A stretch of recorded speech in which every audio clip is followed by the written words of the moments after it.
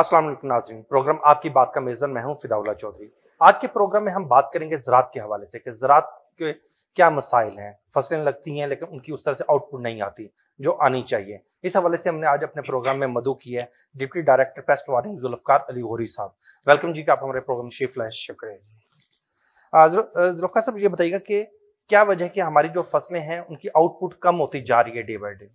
अच्छा, इसमें ये है कि एक तो फसलों के ऊपर बीमारियों का, कीड़ों का जो बहुत ज़्यादा हमला हो रहा है और जिसकी मैनेजमेंट जो है वो प्रॉपर तरीके से नहीं हो रही।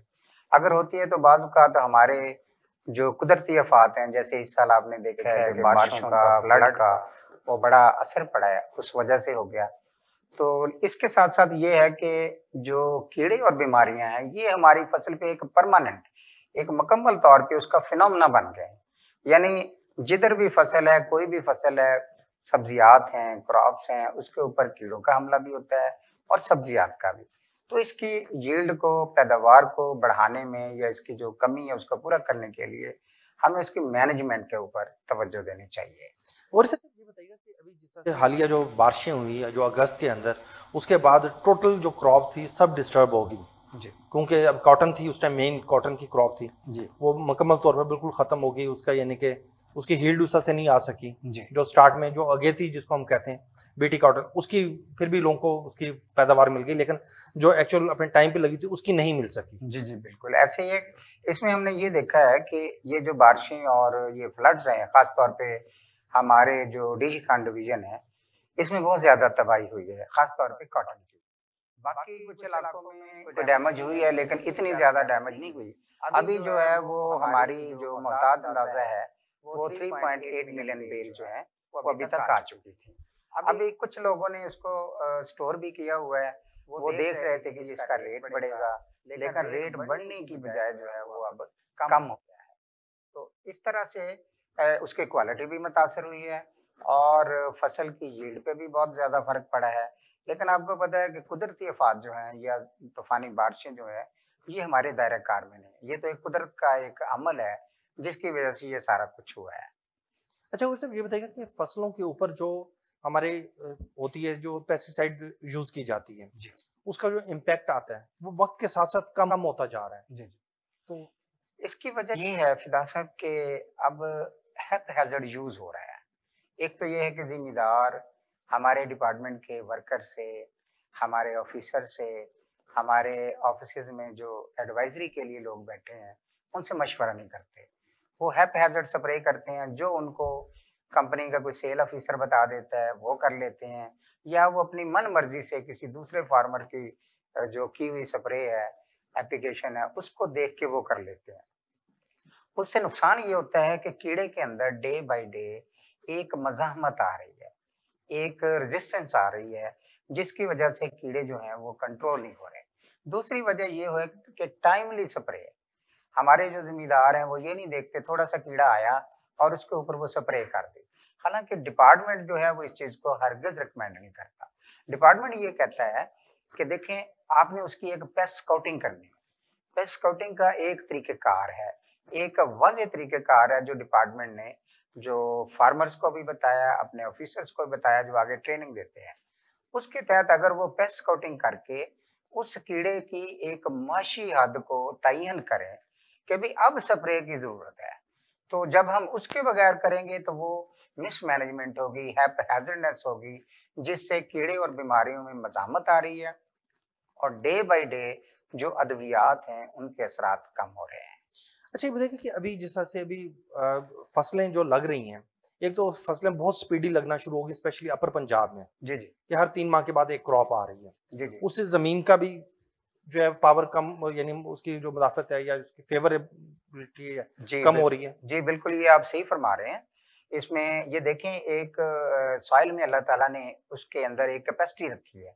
अगर हम उस कैपेसिटी को यूटिलाइज़ करते जाएँगे इंटेंसिवली और उसको उसके बदले में उसके जो माइक्रो न्यूट्रिएंट्स हैं, उसकी जो खुराकी अज़्ज़ा है, वो उसको नहीं देंगे और अपनी ज़मीन का तजज़िया भी नहीं करवाएँगे और अपने ही अंदाज़े से डालते जाएँगे, भई अब इसको यूरिया की ज़रूरत है, अब इसको डीएपी की ज़रूरत है, तो उससे फिर डेफ़िनेटली हमारी जो ज़मीन है, ये इस पे बहुत ज़्यादा इम्पैक्ट पड़ेगा और उसकी जो प्रोडक्टिविटी है यानी पैदावार देने की जो सलाहियत है वो कम होती जाएगी। हम अपने सर्वे के दौरान जब फार्मर से मिलते हैं, लोगों की मीटिंग्स करते हैं, तो सबसे पहले हम उनको ये कहते हैं कि भी अपनी ज़मीन का तजज़िया कम से कम 1 साल के बाद ज़रूर करवाएँ। उससे फिर आपके सामने एक रिपोर्ट आ जाती है कि जी इस तजज़िये में कौन-सी चीज़ की कमी है, कौन-सी चीज़ की ज़्यादती है। जिस चीज़ की पहले ही ज़्यादती है और फार्मर उसको और ज़्यादा डाल देता है, तो उससे ज़मीन की ना सिर्फ़ प्रोडक्टिविटी की जो सलाहियत है वो कम ख़त्म हो हो गई। जाती कम हो जाती है या ख़त्म हो जाती है, बल्कि वो बहुत सारे अनासर ज़ायद मिक़दार में होके हमारी फसलों को नुकसान भी करते हैं। मसलन जिस ज़मीन में नाइट्रोजन ज़्यादा हो जाती है और वहाँ पे अगर धान की फसल लगी हुई हो, तो वो उसपे बीमारियों का हमला ज़्यादा, क्योंकि उसको हम ये कहते हैं कि सक्युलेंट हो जाती है फसल, नरम हो जाती है, नरम के ऊपर भी कीड़े-मकोड़े और बीमारियाँ बड़े आराम से आ जाती हैं। सर ये बताइएगा कि अभी जो आप जैसे ज़मीन की बात कर रहे हैं कि उसके टेस्ट करवाने की बहुत ज़्यादा ज़रूरत होती है, जी। लेकिन देखने में एक बहुत कोई कम फार्मर होगा कि जो इस तरह का टेस्ट करवाए अपनी सॉइल का, उसके बाद उसके रिकमेंडेशन ले महकमे से। नहीं, वो ये है कि गवर्नमेंट ने 2-3 साल से ये एक प्रोजेक्ट भी शुरू किया हुआ था और उस प्रोजेक्ट के तहत पानी का जो ट्यूबवेल के पानी है और ज़मीन की जो टेस्टिंग है वो हो रही है गवर्नमेंट लेवल पे भी। लेकिन उसके कुछ कॉम्प्लिकेशंस आई थी कि उसके रिजल्ट्स ज़िम्मेदार को नहीं मिल रहे थे। जो लेबोरेटरी में हम वो पानी के सैंपल हमारा मतलब क्या कहते हैं पैरेलल डिपार्टमेंट है, उनको ये प्रोजेक्ट मिला था। तो बाद में उनको वो रिजल्ट्स नहीं मिल रहे थे फार्मर्स को पानी के और ज़मीन के, जिस वजह से वो उतना फ़ायदा नहीं हुआ जितना फार्मर्स को वो एक्सपेक्ट कर रहे थे कि फार्मर को एक्सपेक्ट होना कर रहे चाहिए। थे। अच्छा ये बताएँगे कि कितनी आपकी जो एडवाइज़री टीम है एक ज़िले के अंदर कितने लोग होते हैं कि जो लोगों को एंटरटेन कर रहे होते हैं, यानी कि बता रहे होते हैं, गाइडलाइन दे रहे होते हैं जाके हम फील्ड में? हमारे जो तहसील लेवल पे हमारे एग्रीकल्चर ऑफिसर होता है और डिस्ट्रिक्ट लेवल पे हमारे असिस्टेंट डायरेक्टर होता है और डिवीजन लेवल पे डिप्टी डायरेक्टर होता है।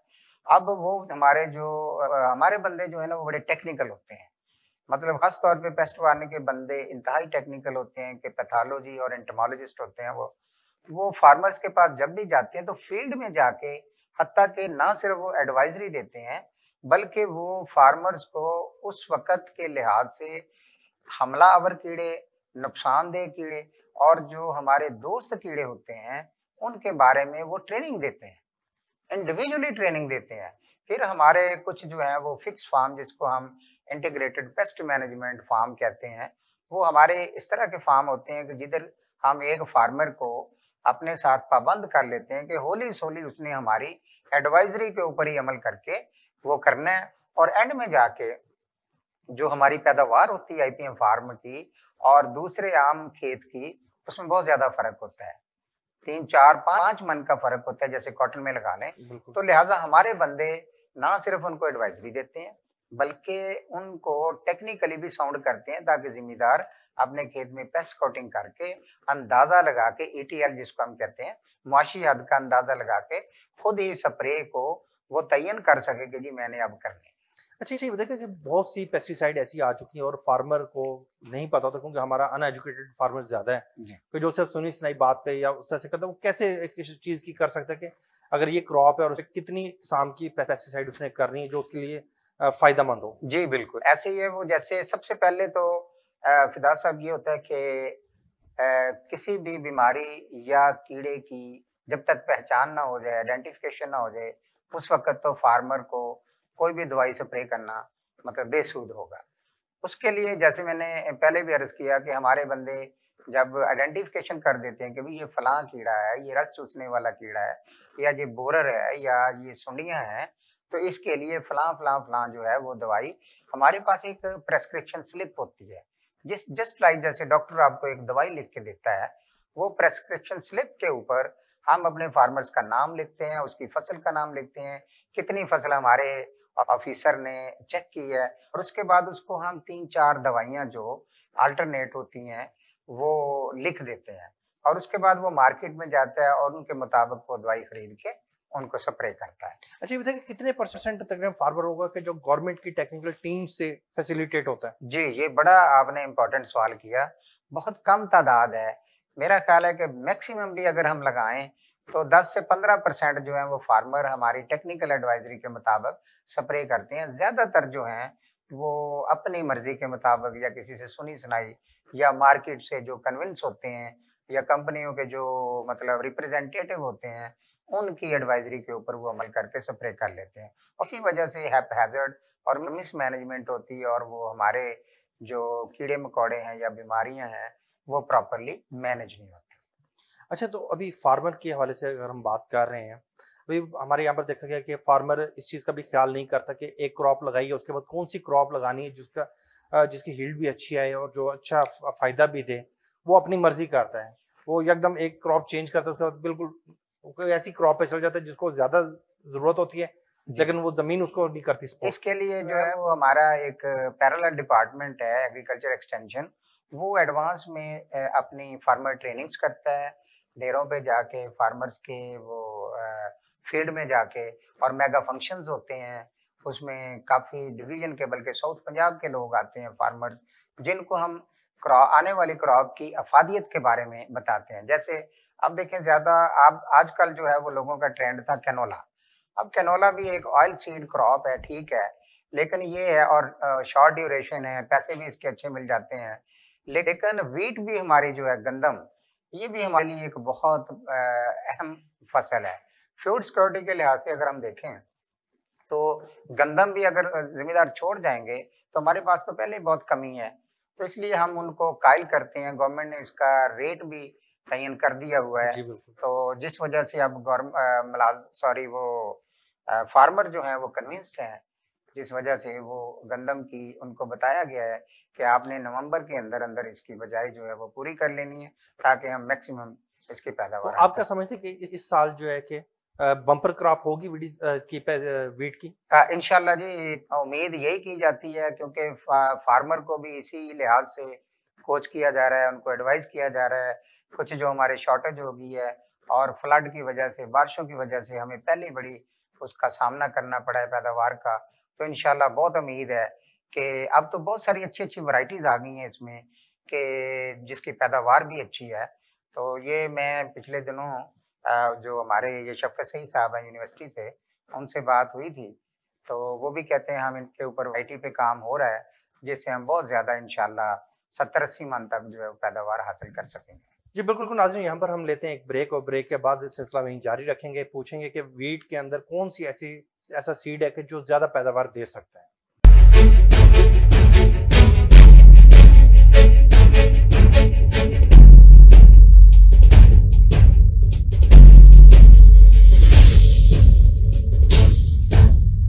वेलकम बैक नाज़रीन। बात हो रही थी deputy director paste warning Zulfiqar Ali Gauri साहब से कि सीड के हवाले से कि अभी गंदम की काश्त तो नहीं है, तो उसके अंदर कौन सा ऐसा सीड है कि जो ज़्यादा बेहतर है कि जो फार्मर लगाए और उससे उसको अच्छी पैदावार भी मिले और फ़ायदेमंद भी हो, जिस पे कम से कम उसको स्प्रे भी करना पड़े। जी गौरी साहब, बताइएगा कि कौन सा ऐसा सीड नया आया है? जी, बिल्कुल, इसमें वैराइटीज़ तो बहुत सारी हैं गंदम की। उसमें हमारे जो किसान दोस्त हैं, वो पहले से बड़ी देर से लगाते भी रहे हैं, जैसे इनकलाब है, फैसलाबाद 2008 है, बक्कर है और शफ़क़ है, उफ़क़ है और सहर है, गैलेक्सी है। लेकिन इनका मसला ये है कि इसके एंड पे आके जो एक कुंगी और कांगियारी की जो हमारे वो बीमारी आती है, वो बहुत ज़्यादा मुतासिर करती है क्योंकि फसल पकी हुई होती है और ये बीमारी ऊपर से डोमिनेट हो जाती है और हमारे किसान का जो सबसे ज़्यादा मतलब नुकसान होता है वो इस स्टेज पे होता है।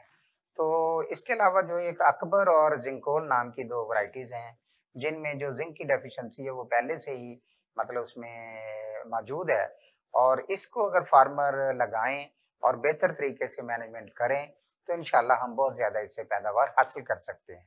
दूसरी बात ये है कि गंदम में जो सबसे अहम चीज़ है मैनेजमेंट वाली, वो है एक इसका बीज आपके पास सर्टिफ़ाइड हो, मंज़ूर शुदा हो बीज, और उसके अलावा जो जड़ी-बूटियाँ हैं, ये हमारा 35% तक, ख़ास तौर पे दुम्बिसिटी, जंगली जे, ये बड़ी 2 अहम जड़ी-बूटियाँ हैं, जो हमारी फसल को 35% तक जो है नुकसान पहुँचाती हैं, अगर इनको वेल इन टाइम कंट्रोल ना किया जाए। तो इसके लिए बहुत अच्छी किस्म की अद्वियात मार्केट में मौजूद हैं, मुख्तलिफ कंपनीज की तरफ से, और महकमा भी उन अद्वियात को रिकमेंड करता है। अब तो यहाँ तक हो गया फिदा साहब कि अगर आपकी फसल में नुकीले पत्तों वाली जड़ी बूटियां हैं तो उसके लिए अलहदा दवाई है, अगर चौड़े पत्तों वाली है तो उसके लिए अलहदा दवाई है, अगर दोनों ही मिक्स हैं तो उन दोनों के लिए भी दवाई मौजूद है, मिक्सचर मिक्सचर्स मौजूद है। अवेलेबल है। तो अच्छा सर, ये बताइएगा कि जिस हिसाब से बात हो रही है कि फसलों के हवाले से, इसके साथ साथ आपके जो महकमा है उसके अंदर डायरेक्ट इन्वॉल्वमेंट है आपका पेस्टिसाइड कंपनीज के हवाले से भी, जी जी कि आपका जो पेस्ट वार्निंग डिपार्टमेंट है उसको देखता है, उनके मामलात को देखता है कि वहाँ पर क्या क्या प्रॉब्लम्स हैं, वो लोग किस तरह की अद्वियात को इम्पोर्ट करते हैं, किस तरह पैकिंग होती है और क्या किया जाता है। तो इस बारे में ये बताइएगा कि आपके महकमे के अंडर जो कंपनीज आती हैं उनको आप किस तरह से मॉनिटर कर रहे होते हैं। जी, बिल्कुल। ये बहुत ही इम्पोर्टेंट एस्पेक्ट है कि पेस्टिसाइड कंपनीज जो हैं यही हमारा जो फार्मर नेटवर्क है और पेस्टिसाइड डीलर्स का नेटवर्क है, उनके साथ इनकी कोऑर्डिनेशन होती है। तो हम एक रेगुलेटरी अदारा होने के नाते से सबसे पहले तो ये होती है कि इसकी जो भी नया बंदा अपनी एक कंपनी खोलना चाहता है उसके लिए एक रजिस्ट्रेशन होती है, और वो रजिस्ट्रेशन हमारे डीजी ऑफिस में फीस जमा करवाते हैं और उसके बाद फाइल हमारे पास आ जाती है, हम उसकी इंस्पेक्शन करते हैं। इंस्पेक्शन में एक सब कमेटी बनी होती है जिसमें एक डिप्टी डायरेक्टर कन्वीनियन होता है, एक मेरा असिस्टेंट डायरेक्टर होता है और एक एक्सटेंशन डिपार्टमेंट का बंदा डिप्टी डायरेक्टर एग्रीकल्चर एक्सटेंशन। तो ये 3 बंदों की कमेटी उसकी इंस्पेक्शन के लिए जाती है। तो इंस्पेक्शन के काफ़ी सारे एसओपीज़ हैं। अगर सर वो ये बताइएगा कि आपकी जो कंपनी आती हैं उनके अंदर जो आप उनको सुपरविजन कर रहे होते हैं, तो उसमें बेसिकली क्या पैरामीटर्स होते हैं कि आपने क्या देखना होता है कि उस कंपनीज के हवाले से। उस कंपनी के वाले से पहले जो हमारी फार्मर लेवल पे कंप्लेंट आती है, तो जो वो कहता है जी मैंने फलां दवाई ली थी उसने असर नहीं किया या मुझे नुकसान कर दिया, तो हम उसी मुतल्लिका इलाके के इंस्पेक्टर को फौरी एडवाइस करते हैं। एडवाइस करने के बाद वो फौरी उस जगह पे पहुंचता है। पहले वो नुकसान की सूरत हाल को देखता है और इसके बाद वो मुतल्लिका मार्केट में जाके उसी कंपनी के उसी दवाई के सैंपल्स लेता है और सैंपल लेके जो है वो लेबोरेटरी इरसाल कर देते हैं।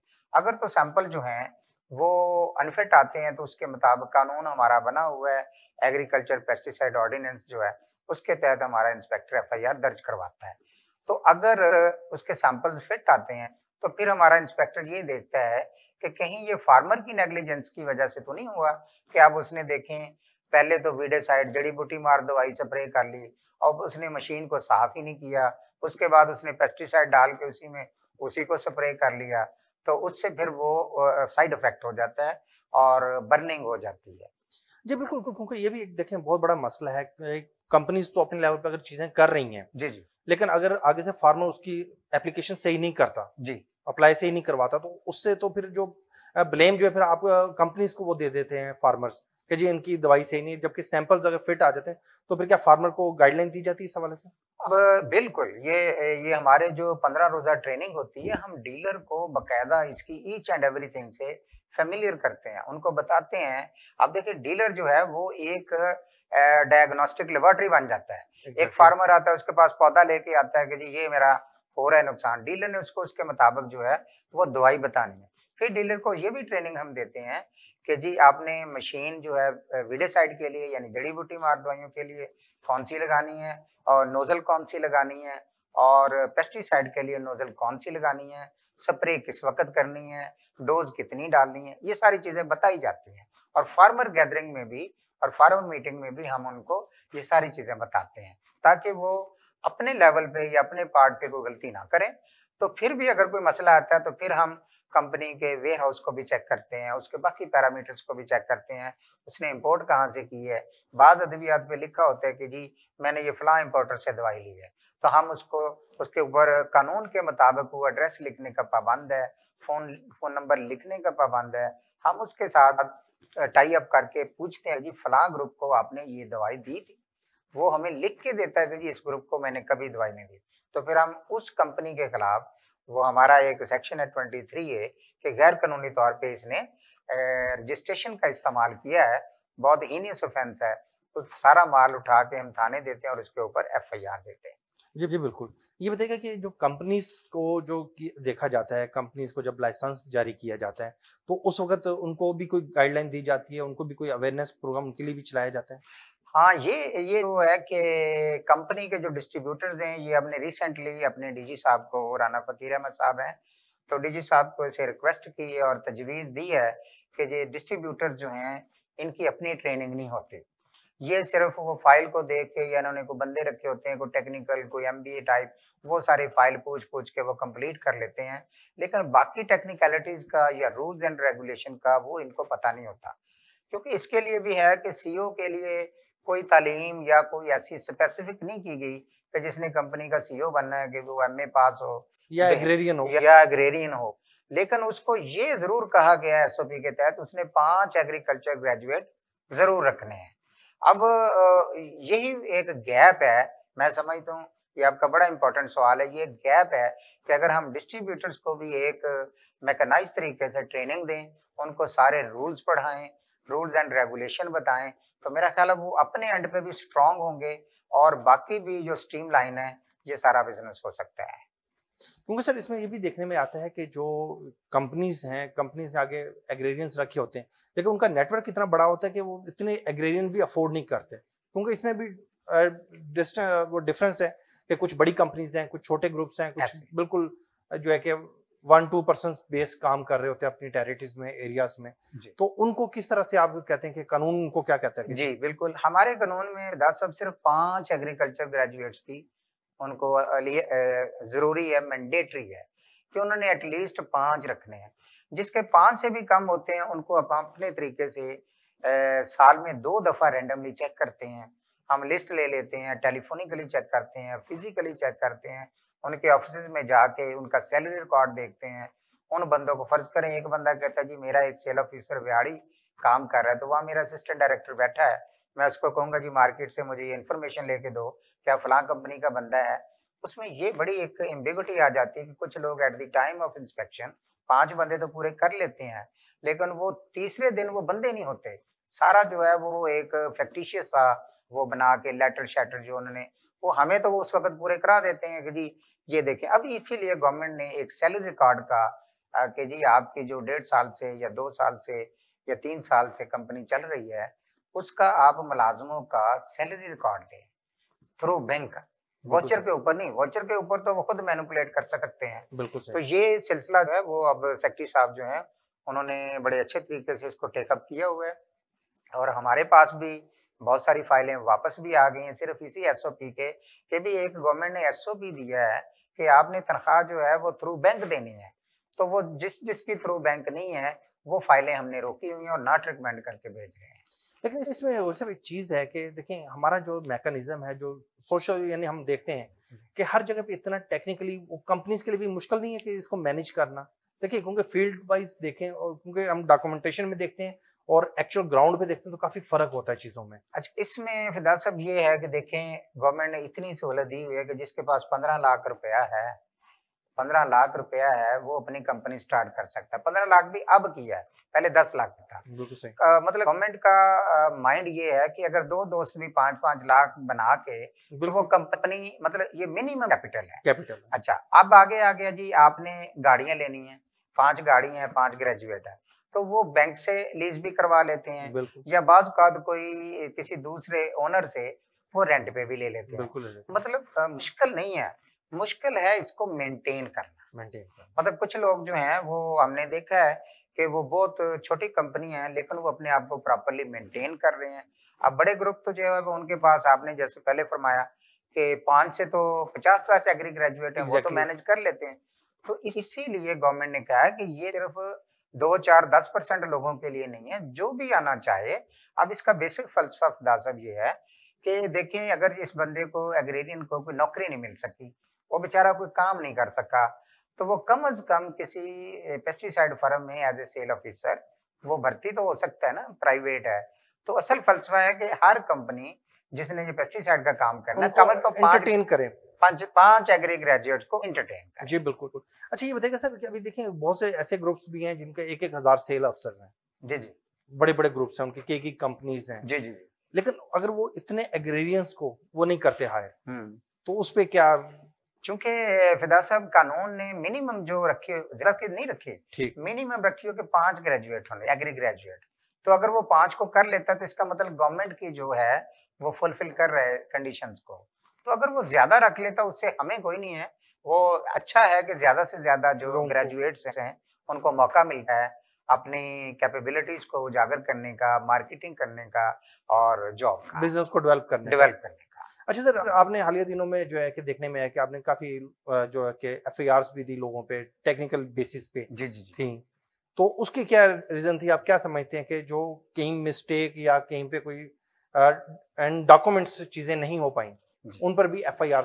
जी बिल्कुल, उसमें यह है कि पिछले दिनों हमने इस तरह के कोई 6-7 रेड्स किए हैं, बल्कि दूसरी डिवीजन में भी उसी पैटर्न पे हुए हैं। उसकी वजह ये है कि देखें, एक मेडिसिन है, यानी मैं वो होम्योपैथिक और सॉरी एलोपैथिक मेडिसिन की बात करता हूँ, कि उस पे अगर लिखा हुआ है कि ये किडनी के लिए है, तो अगर उसी दवाई के ऊपर ये भी लिख दिया जाए कि ये हार्ट के लिए भी है और स्टमक के लिए भी है, तो उसके बहुत ज़्यादा बुरे असरात पड़ेंगे। अब होता यूँ है कि जो फेडरल गवर्नमेंट रजिस्ट्रेशन करती है एक प्रोडक्ट की, उसके ऊपर वो लिखती है कि ये रजिस्ट्रेशन हमने फलाँ क्रॉप पे और फलाँ कीड़े और बीमारी के खिलाफ की है। अब एक डिस्ट्रीब्यूटर जो है वो आके खुद ही लिख ले और इसके ऊपर सेल्फ इंडक्शन भी कर दे, 3 फसलें भी और लिख दे और 6-7 कीड़े भी और लिख दे, तो इससे देखें फार्मर जो है वो बेचारा जो अनपढ़ है वो अपने बच्चे से पढ़ाएगा, बेटा बताओ ये किसके लिए है? वो कहेगा ये फलां फसल के लिए भी फलां, वो बेचारा कर देगा। तो गवर्नमेंट ने तो उससे रजिस्टर नहीं किया। पहले भी आपने ये टेक्निकल सवाल पूछा कि ये क्यों डे बाय डे हमारे जो पेस्ट और डिजीजेस बढ़ रही हैं और यील्ड जो है वो कम हो रही है, वो इसी वजह से हो रही है। जी बिल्कुल नाज़रीन, यहाँ पर हम लेंगे एक ब्रेक और ब्रेक के बाद दोबारा ये सिलसिला जारी रखेंगे कि जो फसलों के हवाले से जो अद्वियात तजवीज़ की जाती हैं कि उनका क्या क्राइटेरिया होना चाहिए।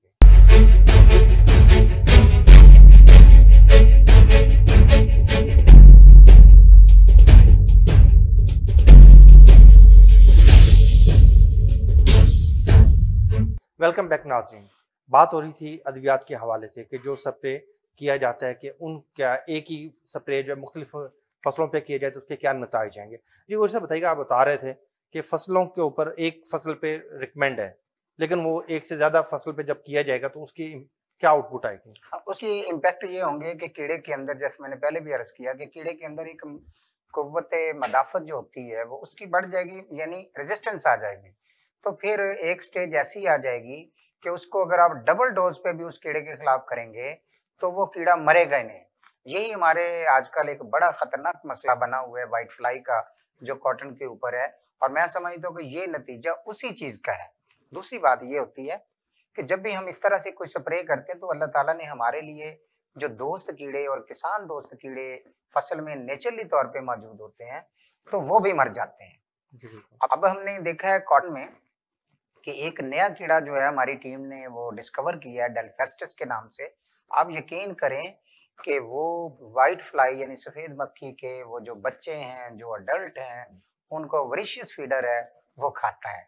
और वो हमने बड़ी 2-3 यूनिवर्सिटी से उसकी आइडेंटिफिकेशन भी करवा ली है। अब वो कैबी वालों को भेजा हुआ है, उन्होंने मुझे पता चला है कि उन्होंने वो लंदन में जो नेशनल म्यूजियम ऑफ लंदन है वहां पे भेज के उसकी आइडेंटिफिकेशन होके एक रिसर्च पेपर हमारा डेवलप हो जाए। अब अगर हम हैप्पीजर सर स्प्रे करेंगे तो वो इस तरह के जो दोस्त कीड़े हैं वो हमारे मर जाएंगे, और हमें जो नॉट रिकमेंडेड अद्वियात हैं उन फसलों पे जिन पे वो नहीं होनी चाहिए, तो फिर वो भी हमारी फसल को भी नुकसानदेह। अच्छा सर, ये बताइए कि आपने पिछले जो कुछ अरसे के अंदर कितने तकरीबन जो है कि रेड्स की हैं और कितनी मालियत की अद्वियात पकड़ी हैं पेस्ट वार्निंग डिपार्टमेंट ने, और इसमें से जाली कितनी थी?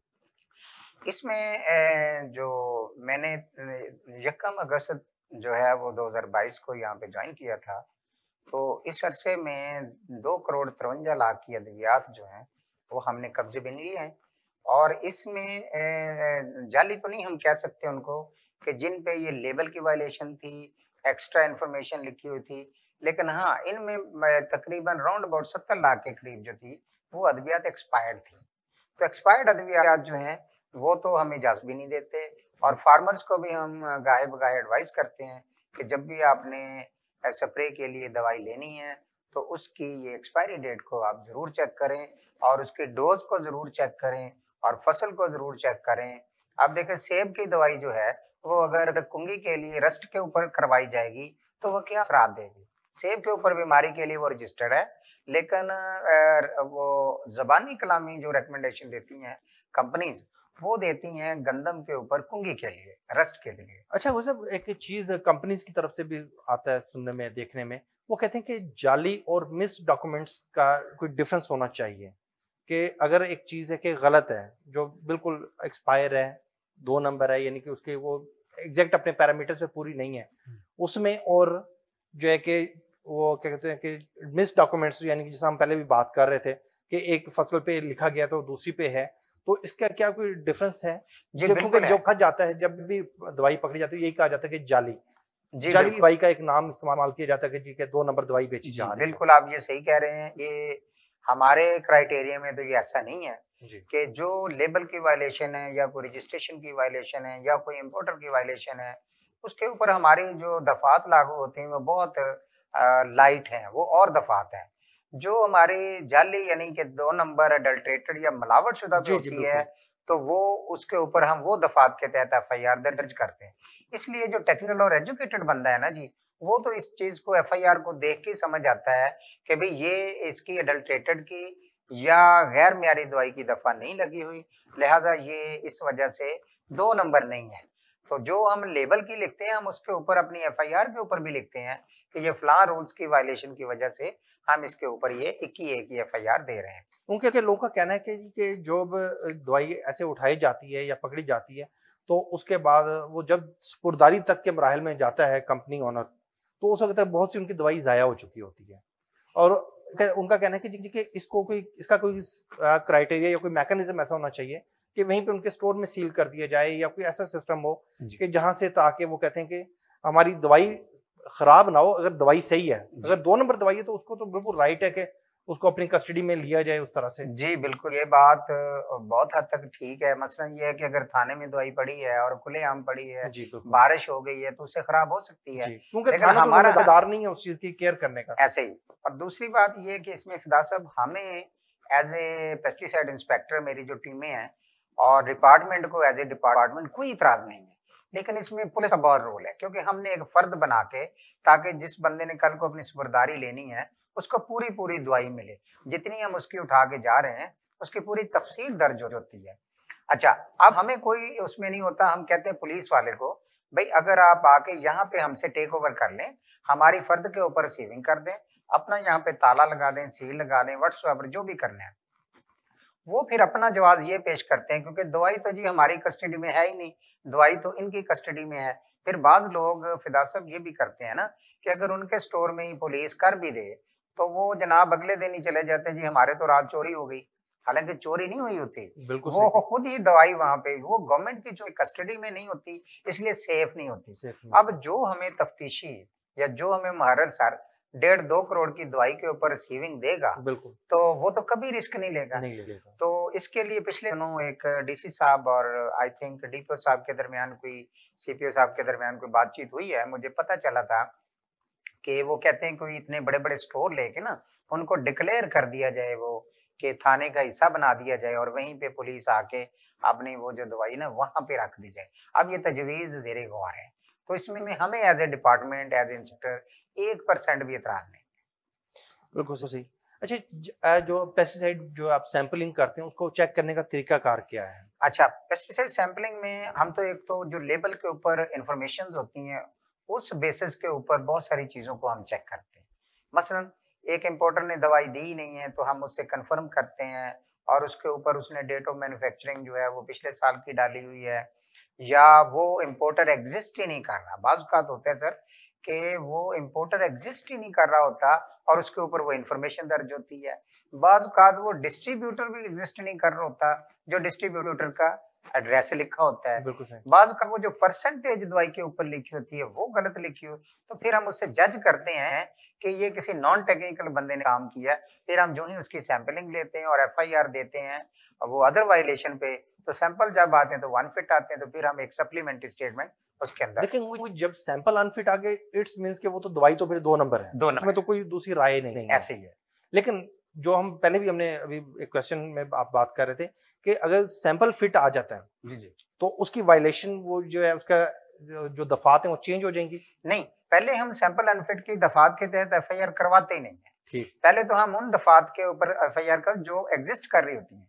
एफआईआर में हम लिख देते हैं जी कि इनके हमने नमूना जात भेज दी है, जो ही उनकी रिपोर्ट आएगी तब हम कोई फर्दर कार्रवाई करेंगे। वो एडवांस में नहीं डालते, वो बिल्कुल, और एडवांस में ना हम डाल सकते हैं। तो ये हमारा, फिर कुछ दवाइयाँ जम जाती हैं नीचे, कुछ दवाइयाँ जो हैं वो उनकी जो डी शेप हो जाती है, बॉटल वगैरह दूसरी चीजें, तो उससे भी हमें कुछ अंदाजा हो जाता है, यानी जो हमारी विजुअल ऑब्जर्वेशन होती जी है। बिल्कुल। बाकी तो सारा लैब ने करना होता है, लैब की जो डोमेन है वो करके हमें जो रेड वाले सैंपल है 2-3 दिन में देते हैं, जो रूटीन वाले हैं वो 10-12 दिन के अंदर उसकी रिपोर्ट आ जाती है और वो हम उसको कन्वे करते हैं बाकायदा। ये हमारे इंस्पेक्टर की ड्यूटी है कि जो भी वो सैंपल किसी से ले और जब भी उसका रिजल्ट आए व्हाटसोएवर, चाहे वो फिट हो अनफिट हो, उसको डिलीवर करना उसकी जिम्मेदारी है, जो मैंने आके अब ये शुरू करवा दी अपनी पूरी डिवीजन में और अल्हम्दुलिल्लाह ये इम्प्लीमेंट हो रहा है। अच्छा, ये बताइए कि तहसील की सतह पर आपका पेस्ट ऑफिसर की कमी का सामना है डिपार्टमेंट को बहुत ज्यादा है। जी। ये भी सुनने में आता है कि जी क्योंकि 1 लाख एकड़ जमीन के लिए एक पेस्ट ऑफिसर होता है या कहीं पे ज्यादा भी होंगे, जी जी, लेकिन ये बहुत कम तादाद नहीं है। ये बिल्कुल सही है जी। मैंने पहले भी, इससे पहले भी पहले सेगमेंट में अर्ज किया था कि हमारा एक तहसील ऑफिसर होता है, एग्रीकल्चर ऑफिसर, जिसने इंस्पेक्टिंग का काम भी करना है, जिसने कोर्ट में भी जाना है, जिसने फार्मर गैरिंग भी करनी है, जिसने आईपीएम फार्म पे भी जाना है, जिसने हमें डेली 10 स्पॉट जो है पेस्ट कोटिंग के करके वो भी हमें रिपोर्ट भेजने करने हैं, हैं। जिसने ने डेंगू ड्यूटी भी करनी है और इसके साथ सिर्फ और एक जिसमें उसमें साथ में वो मजिस्ट्रेट के वो भी करने हैं, जो प्राइस प्राइस कंट्रोल कंट्रोल भी मजिस्ट्रेट करना है है। और इसके बाद ओनली 1 बंदा है। जी अब मैं उसको कहता हूँ जी आप आ जाएं मेरे दफ्तर में, मैंने फलां असाइनमेंट करवाती हैं, पीछे से एसी साहब की कॉल आती है कि जी आप टर्क की मीटिंग में आए। जी वो ज़ाहिर हम कहते हैं जी ये जो एडमिनिस्ट्रेशन डिपार्टमेंट है इसको आप प्रेफर करें। फिर ज़ाहिर डेंगू भी एक मसला है, तो हमने गवर्नमेंट से रिक्वेस्ट की थी कि हमारे बंदों को अगर इस मामले में रिलैक्स कर दिया जाए ताकि हम ज्यादा से ज्यादा फोकस अपने काम पे अपने रखें। काम पे कर तो सकते मैं हैं। समझता हूँ जी कि हमारे तहसील लेवल एटलीस्ट 10 बंदों का स्टाफ होना चाहिए कि हमारा एक एग्रीकल्चर ऑफिसर हो, चले ऑफिसर बेशक एक रहे, वहाँ पे 3-4 जो है पेस्ट सर्वेयर हों, 3-4 फील्ड असिस्टेंट हों, 2-3 बेलदार हों, यानी 10 से 12 की रेंज में अगर हो तो इंशाल्लाह हमारा एक ही ऑफिसर जो है वो 100% कवरेज दे सकता है। अच्छी आउटपुट यानी कि फील्ड से आ सकती है, यानी कि फार्मर के लिए। क्योंकि देखें फिदा साहब, उसने पहले दिन 10 स्पॉट करने हैं, वो 10 फार्मर से एक इलाके में मिल लिया, बाकी उसने जनरल अपनी ऑब्जर्वेशन ले ली, अगले दिन वो फिर 10 से मिल लिया, अगले दिन वो फिर 6 महीने का पीरियड होता है, तो आप देखें कहाँ से कहाँ बात जाती है। सर ये बताइएगा कि आप प्रोग्राम के एंड पे ये बताइएगा कि आप फार्मर को क्या मैसेज देना चाहेंगे? फार्म को जी मेरी तरफ से तो यही पैगाम है कि एक तो जो हमारे डिपार्टमेंट के ऑफिसर्स हैं और उनके साथ मशवरा करके, उनके मशवरे के साथ, चाहे उन्होंने सोइंग करनी है, चाहे उन्होंने वीड्स की मैनेजमेंट करनी है, चाहे उन्होंने स्प्रे के साथ अपनी क्रॉप को मैनेजमेंट करना है, तो हमारा आईपीएम प्रोग्राम बड़े पिछले सेक्रेटरी साहब की मतलब जेर साया, जेर निगरानी बड़ा कामयाब रहा है कि उन्होंने पेस्टिसाइड का कम से कम इस्तेमाल करवाया है। उसमें हमारा बेसिक फलसफा यही है फिदा साहब के, हमारे जो दोस्त कीड़े हैं, और हमने देखा भी है कि पिछले सालों की निस्बत इस साल हमारे दोस्त कीड़ों की तादाद में बहुत इजाफा हुआ है। उसकी वजह यह है कि हमने हैप हैजर्ड स्प्रे से जो लोगों को मना किया है। तो मेरा पैगाम किसान भाइयों से यही है कि जो भी वो काम करें, जिस नौइयत का भी हो, मैनेजमेंट का हो, सोइंग का हो, स्प्रे का हो, वो हमारे महकमे के मशवरे से करें तो इंशाल्लाह हमारा महकमा दिन रात टेलीफोन के ऊपर भी हमारे दफ्तर आके मिलें, हमारे ऑफिसर जो तहसीलों में हैं उनसे मिलें, हमारे पास लिटरेचर मौजूद है, हमारे पास प्रेस्क्रिप्शन स्लिप्स हैं, हम इंशाल्लाह उनकी खिदमत के लिए हर वक्त हाजिर। जी बिल्कुल नाज़रीन, जिस deputy director paste warning Zulfiqar Ali होरी साहब आज हमारे प्रोग्राम में थे, वो बता रहे थे कि फार्मर को जो है कि अपना लाइजोन डिपार्टमेंट के साथ बेहतर करने की ज़रूरत है। वो करेगा तो उसको बहुत ज़्यादा फैसिलिटेट होगा और उसको अवेयरनेस मिलेगी, क्योंकि गवर्नमेंट ने भी आखिर इतना बड़ा एक मैकेनिज्म बनाया तो सिर्फ इसलिए कि हमारी फसलों की पैदावार अच्छी हो, लोगों को रिलीफ मिले। तो इसके साथ ही इजाज़त दीजिए, अल्लाह हाफिज़।